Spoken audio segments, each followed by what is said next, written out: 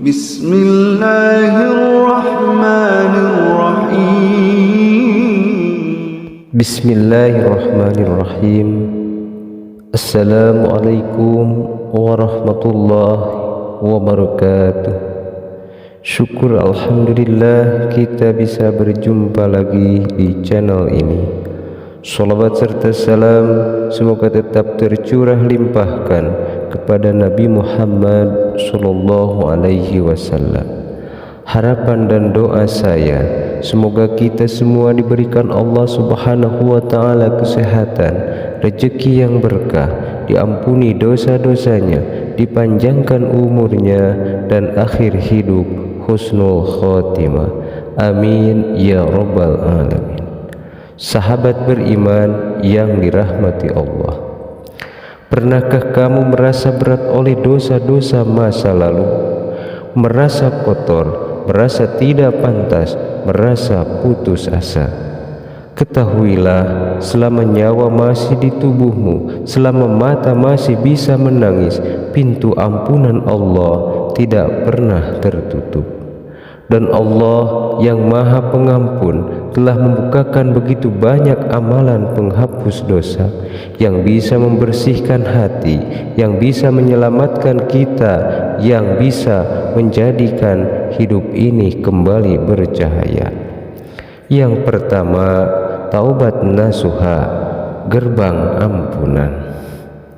Taubat bukan hanya menyesal, taubat adalah kembali ke Allah, kembali ke jalan yang lurus, kembali dari gelap menuju cahaya.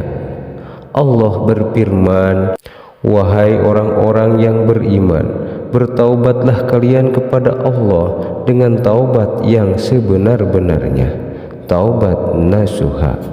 Quran Surah At-Tahrim ayat 8. Taubat bukan untuk mereka yang suci. Taubat adalah anugerah untuk kita yang sering jatuh tapi tidak menyerah.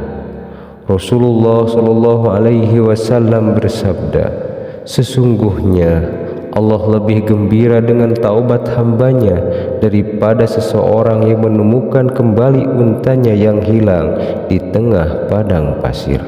Hadis riwayat Bukhari dan Muslim. Ampunan Allah lebih luas dari semua dosa-dosa kita asal kita mau kembali. Yang kedua, wudu yang sempurna. Setiap tetesan air wudu bukan hanya membersihkan wajah, tangan dan kaki, tapi juga menghapus dosa.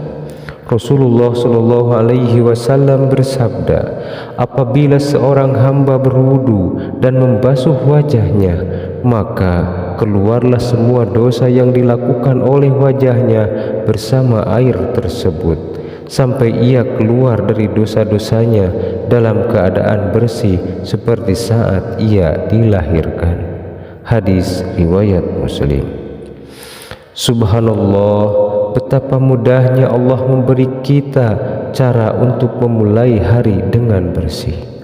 Wudu bukan hanya syarat sholat, ia adalah penyucian jiwa.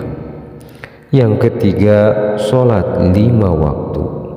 Bayangkan kamu punya pakaian yang setiap hari terkena debu, kotoran dan noda, tapi kamu mencucinya 5 kali sehari. Apakah pakaian itu akan kotor?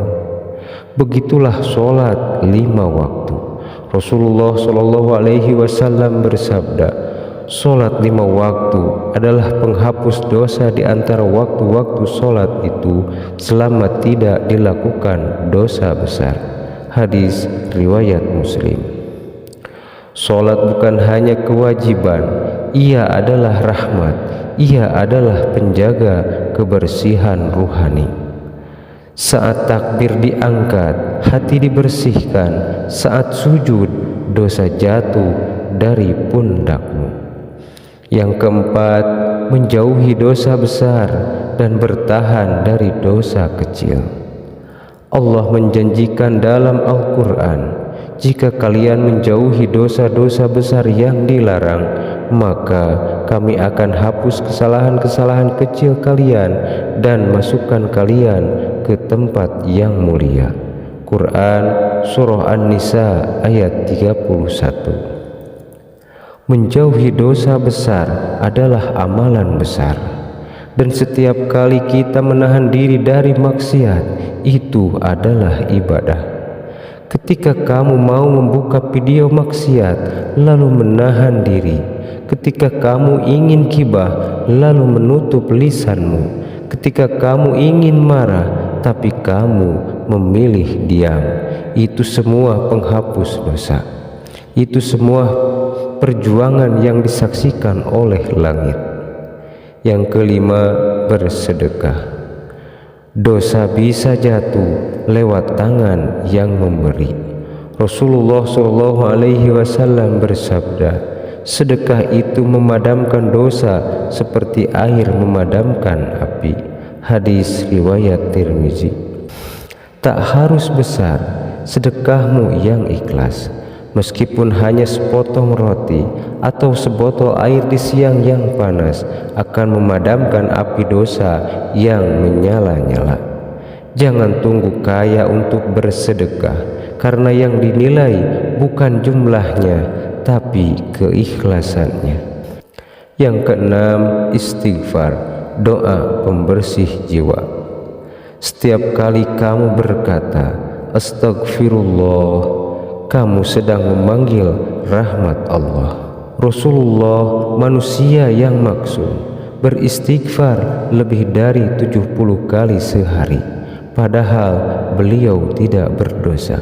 Bagaimana dengan kita? Istighfar bukan hanya ucapan. Istighfar adalah pintu pembuka kebaikan. Ia adalah zikir yang bisa menyelamatkan dari kebinasaan. Barang siapa yang memperbanyak istighfar, maka Allah akan memberikan jalan keluar dari setiap kesempitan dan memberi rejeki dari arah yang tidak disangka-sangka. Hadis riwayat Ahmad. Sahabat beriman yang dirahmati Allah, kita semua punya masa lalu. Kita semua pernah terjatuh, pernah salah langkah, pernah berbuat dosa yang membuat kita malu kepada Allah. Tapi selama kita masih hidup, masih bernapas, masih mau menundukkan kepala dan menangis kepadanya, dosa kita bisa dihapus. Bahkan bisa berubah menjadi pahala jika taubat kita benar-benar tulus. Allah Maha Pengampun, Allah Maha Penerima taubat, Allah Maha menyembuhkan luka hati yang merasa kotor. Jangan tunda taubat, jangan tunda amal, karena kematian tidak pernah menunggu kesepian kita. Mari bersihkan hati kita dengan zikir, dengan air wudhu, dengan sujud yang panjang, dan dengan harapan penuh kepada ampunannya. Semoga Allah mengampuni dosa kita semua. Amin ya rabbal alamin. Wassalamualaikum warahmatullahi wabarakatuh.